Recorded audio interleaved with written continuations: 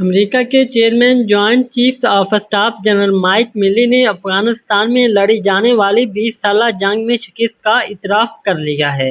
امریکی chairman joint chief of staff نے house armed services committee میں بیان دیتے ہوئے کہا کہ افغان جنگ ان شرائط پر ختم نہیں ہوئی جو طالبان کے ساتھ ہم چاہتے تھے۔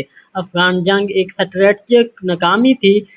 جنرل مائک ملی کا کہنا تھا کہ جنگ میں شکست پچھلے 20 دن یا 20 ماہ میں نہیں ہوئی، یہ اسٹریٹجک فیصلوں کے ایک سلسلے کا مجموعی اثر ہے۔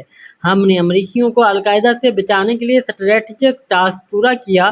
ان کا کہنا تھا یقیناً حتمی صورتحال اس سے یکسر مختلف تھی۔ جو ہم چاہتے تھے جب بھی کوئی ایسا واقعہ ہوتا ہے اس کے مختلف عوامل ہوتے ہیں۔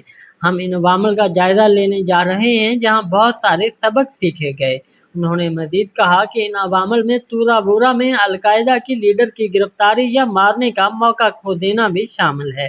افغانستان سے ایڈوائزر کو نکالنا، فوج عراق منتقل کرنا بھی ان عوامل میں شامل ہے۔ امریکی جنرل کا کہنا تھا کہ اپریل میں صدر بائیڈن نے 31 اگست تک افغانستان سے مکمل فوجی انخلاء کا حکم دیا، جبکہ سابق امریکی صدر ڈونلڈ ٹرمپ نے طالبان سے امریکی فوج کے انخلاء کا معاہدہ کیا تھا۔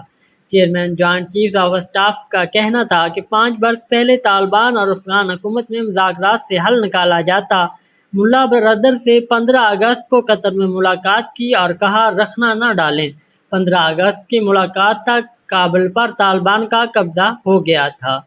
خیال رہے کہ گزشتہ روز سینٹ کمیٹی میں افغان صورتحال پر بریفنگ دیتے ہوئے کمانڈر جنرل مکینزی کا کہنا تھا میرا خیال تھا کہ امریکی فوج افغانستان میں رہنی چاہیے کیونکہ امریکی فوج کے انخلاء سے افغان فوج کی ساکھ متاثر ہوگی۔